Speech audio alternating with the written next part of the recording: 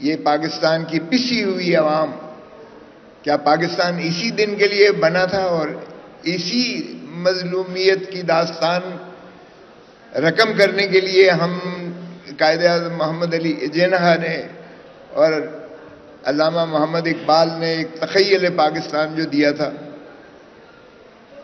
ان کی پرواز تو دیکھیے، ان کی ذرا فکر تو دیکھیے، ان کی ذرا سوچ تو دیکھیے. علامہ اقبال کی سوچ، علامہ اقبال کی فہم و فراست، علامہ اقبال کے اشعار، وہ ایک ایسا مجموعہ ہے، ایک مجسم قسم کی آپ کے لیے ایک رہنمائی ہے. اور وہ مسلمان کو کس ارتقائی منازل پر دیکھنا چاہتا تھا، آج ہم اس کا موازنہ کریں گے. اس کے شاہین کی ذرا پرواز دیکھیے گا، اس کی خودی کی ذرا جو ہے سوچ اور فکر دیکھیے گا. تو شاہی ہے پرواز ہے کام تیرا، تیرے سامنے آسماں اور بھی ہیں، اسی روز و شب میں الجھ کر نہ رہ جا کہ تیرے زماں و مکان اور بھی ہیں. کیا ہم اس کے قریب قریب بھی کہیں پہنچنے کی جسارت بھی کر رہے ہیں، یا ہماری طرف کوئی جد و جہد اس طرف ہے؟ اور خودی کے تصور کو بیان کرتے ہوئے علامہ اقبال کہتے ہیں، خودی کو کر بلند اتنا کہ ہر تقدیر سے پہلے خدا بندے سے خود پوچھے بتا تیری رضا کیا ہے. ہم نے اس فکر، ہم نے اس سوچ، ہم نے اس تجسس، ہم نے اس کو دفن کر کے رکھ دیا. کیا ہم نے اس کو اپنانے کی کوشش کی؟ اور پھر دیکھیے گا کتنی بدقسمتی ہے کہ اللہ تعالیٰ نے ہمیں اس دھرتی ماں کو کیا کچھ نہیں دیا، کس چیز سے کمی رکھی ہے اللہ نے. قائد اعظم محمد علی جناح ہمارا ایک ایسا قائد تھا جو کسی سے نہیں جھکا تھا اور نہ کبھی جھکنے کا تصور کرتا تھا. وہ اس جیسا قائد میں سمجھتا ہوں اصول پرست شاید ہی دنیا میں پیدا ہوا ہو. لیکن اس نے ایک بغیر تلوار، بغیر جنگ، اعلان طبل جنگ کے، اس نے جس دلیل سے، جس خوبصورت طریقے سے پاکستان کو معرض وجود لانے میں جو جد و جہد کی، جس میں ہمارے بہت سارے اکابرین اور ہمارے مسلمانان ہند اس میں شامل تھے، بشمول بنگلہ دیش، بنگال سے، اور بلکہ بنگال سے ہی سب سے زیادہ وہاں مسلم لیگ نون اور پاکستان کی بنیاد رکھنے میں اور پاکستان کو بنانے میں ان کی کاوش اور ان کی جد و جہد تھی. لیکن کیا ہوا؟ ہماری بدقسمتی دیکھیے کہ ایک ایسا قائد جس نے اتنا بڑا دنیا میں ایک تاریخ رقم کر دی، ہم نے اس کے ساتھ کیا کیا کہ 48 میں بیمار ہوتے ہیں تو ایمبولنس راستے میں خراب ہو جاتی ہے، ایمبولنس پنکچر ہو جاتی ہے. کبھی یہ سوچا ہے کہ گورنر جنرل کمبائنڈ ہندوستان کا، دنیا کی 5ویں بڑی ریاست کا وزیر گورنر جنرل ہو اور اس کی ایمبولنس جو ہے وہ راستے میں خراب ہو جائے اور وہ اس قسم پرسی کے عالم میں وہ شہید ہو جائے؟ پھر آئیے تو 1951 اکتوبر میں ہم نے لیاقت علی خان کو شہید کر دیا. لیاقت علی خان پہلا وزیر اعظم، پہلے گورنر جنرل کا تو جو حال ہوا سو ہوا، پہلے وزیر اعظم کا کیا حال ہوا کہ اکتوبر 1951 میں اس کو شہید کر دیا جاتا ہے. آج تک وہ ایک معمہ ہے، سوالیہ نشان ہے. اس قاتل کو بھی وہیں مار دیا گیا.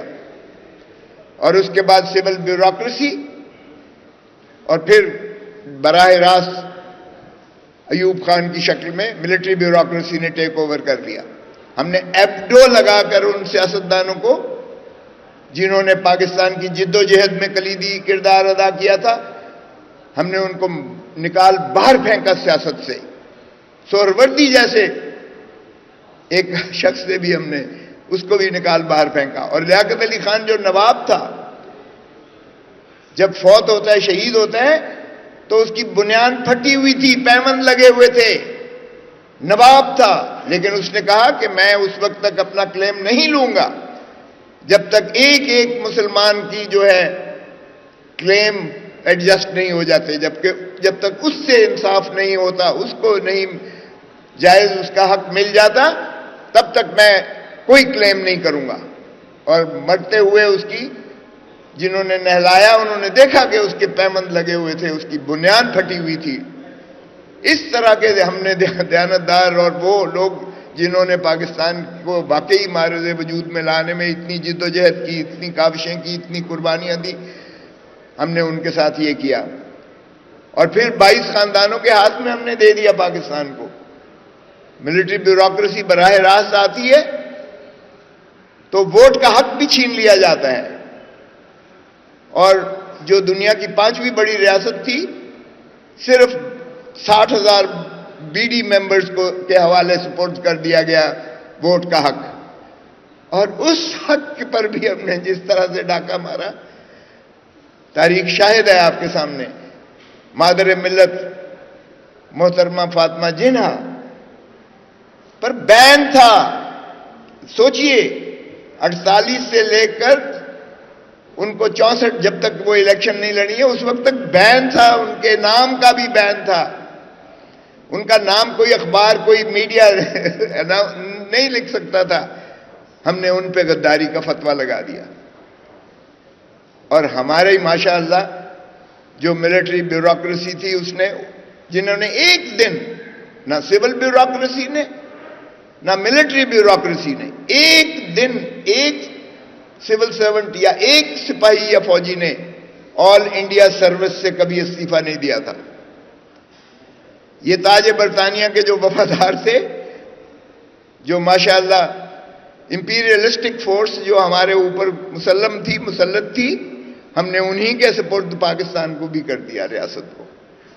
اور پھر آپ نے دیکھا کہ جو 1971 میں حال ہوا کہ یحییٰ خان ہمارے جو ماشاءاللہ چیف مارشل لا ایڈمنسٹریٹر اور صدر پاکستان تھے, ترانہ بجانا پڑتا تھا ان کو اٹھانے کے لیے, کیونکہ ترانہ ان کے ظاہر رچی بسی ایک ایسی چیز تھی جس پہ وہ اسٹریٹ کھڑے ہو جاتے تھے اور اٹینٹو ہو جاتے تھے. ہم نے یہ حال کیا.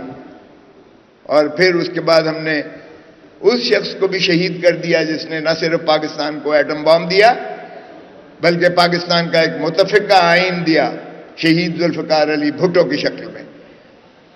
تھوڑا سا لالی پاپ ضرور ملا, ہمیں سپیس ملی جمہوریت کی, لیکن پھر ہمارے اس قائد کو بھی شہید کر دیا گیا جو آج بھی پاکستان پر ہندوستان کی میلی آنکھ کو مانے رکھے ہوئے ہے, اس لیے کہ کوئی ایک ایسی دفاعی سیسا پلائی دیوار آپ کے پاس ایٹم بام کی شکل میں موجود ہے جسے عبور کرنا اتنا آسان نہیں ہے ہندوستان کے لیے. اور پھر جو ایک سیاہ بادل آئے ضیاء الحق کی شکل میں, وہ بھی ساری دنیا نے دیکھا. ایتھنک کلچر آیا اس ملک میں, کلاشنکوف کلچر آیا اس ملک میں, ہیروئن کلچر آیا اس ملک میں, اور آج تک ہماری وہ ڈویسونس جو ہوتی ہے امپیریلسٹک فورسز کی اور ان طاغوتی قوتوں کی ہوتی ہے, وہ آج تک رس بچ گئی ہے. ہم اس قومیت سے نکل کر ہم صوبائیت میں چلے گئے, ہم تعصبیت میں چلے گئے, ہم برادریت میں چلے گئے, ہم ہر چیز میں چلے گئے. ہماری پاکستانی پہچان اور تشخص جو ہے وہ ختم ہو چکا. پھر ہم نے رانی شہید بے نظیر بھٹو کی شکل میں دیکھا. ایک ایسی جوڑنے والی ایک طاقت تھی جس نے اس بچے کچے باقی کے پاکستان کو 30 سال کی اپنی سیاست میں اس نے 4 سال صرف اقتدار دیکھا, 26 سال اس نے جو ہے اپوزیشن کی سیاست دیکھی. اور ضیاء الحق کہتا تھا کہ میری سب سے بڑی غلطی یہ تھی کہ میں نے بے نظیر بھٹو کو کیوں زندہ جانے دیا. اور بدقسمتی یہ ہے کہ بے نظیر بھٹو آج زندہ ہوتی تو پاکستان ہی مختلف ہوتا.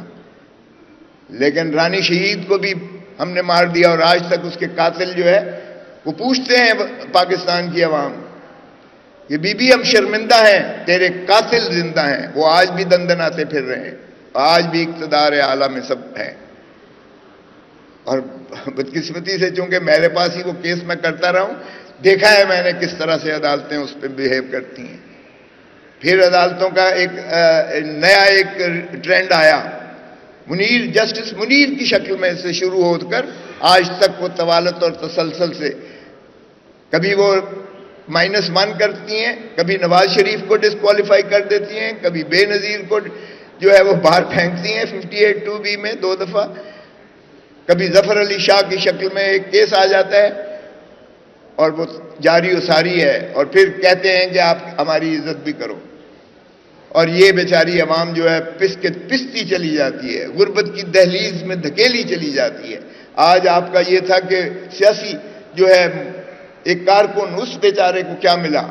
آج آپ کے جو ماشاءاللہ فرخندہ بخاری صاحبہ اور آپ لوگ جو جد و جہد کر رہی ہیں، ان عوام، ان غریب لوگوں کا جو ہے آپ نے کیس اٹھایا ہوا ہے. کاش کہ اس اشرافیہ کو بھی سمجھ آئے کہ اصل مالک پاکستان کے یہ 25 کروڑ عوام ہیں. خدا کا خوف کرو. پاکستان بننے کے بعد ایک دن بھی آپ نے ان کو توجہ دی ہے؟ ان پر آپ نے کوئی رحم، کوئی ان پر جو ہے احسان کیا ہے اس پر؟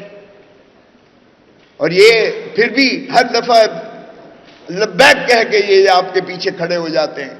جب بھی آپ وعدہ کرتے ہو، چاہے جھوٹے ہی وعدے کرتے ہو، تب بھی آپ کو یہ پیچھے لگ کے آپ کے سینکڑوں میلوں کے آپ کے جلوس نکالتے ہیں اور آپ کو ووٹ سے دیتے ہیں. لیکن کیا اس ووٹ کی قدر کی؟ جب کہتے ہیں کہ ووٹ کو عزت دو، کیا اس طرح سے ووٹ کو عزت دیتے ہیں؟ آج تک ہم 47 سے لے کر ووٹ کو عزت دیتے رہے. ہم نے فاطمہ جناح کو ہرا دیا یار. ہماری کیا کیا آپ داستانیں دیکھیں گے. اور جس طرح فرخندہ بخاری صاحبہ کو باہر جا کے جو انہوں نے اپنی کتاب میں یہ عشق کی بازی ہے، یہ عشق کی بازی دیکھیں ذرا. یہ ایک کارکن کی ہوک نکلتی ہے، ایک محب وطن پاکستانی کی دل کی پکار نکلتی ہے. کس طرح سے اس نے اپنے جو ہے وہ داستان لکھی ہے، کس تکلیف، کس اذیت، کس کرب سے وہ گزرتا ہے. یہی ایک ہر پاکستانی کی یہی داستان ہے. یہ اللہ کے فضل سے یہ دھرتی ماں جو ہے پاکستان، ہمیں اتنا بڑا تحفہ اللہ نے دیا ہے.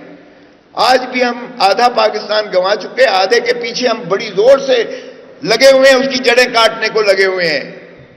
یقین کریں یہ صرف اللہ کی ذات نے ہی ہمیں متحد رکھا ہوا ہے، ورنہ ہم نے کوئی کسر نہیں چھوڑی ہے اس پاکستان، باقی کے بچے کچے پاکستان، اس کو لوٹنے میں دھرتی ماں میں کسی نے کسر نہیں چھوڑی ہے.